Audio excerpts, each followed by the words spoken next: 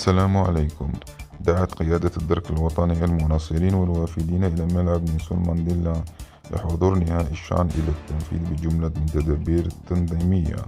نشرت قيادة الدرك فيديو على صفحتها الرسمية على مواقع التواصل الاجتماعي تعليقي ذكر فيه المقدم بزير عبد القادر رئيس مصلحة الاتصال بقيادة الدرك الوطني جمهور المباراة النهائية التي ستجمع الجزائر بالسنغال بعدما جلب سيارات خاصة وعدم ركنها بمحيط الملعب والطرق المجاورة تفاديا لعرقلة المرور.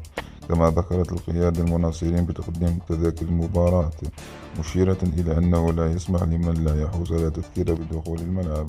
كما دعا رئيس مصلحة الاتصال بقيادة الدرك الوطني عبر صفحة تعليقي المناصرين إلى عدم جلب كل ما لا يسمح بإدخاله إلى أرضية الميدان، وكذا احترام قانون المرور وتجنب السياقة المتعورة خلال احتفالاتهم.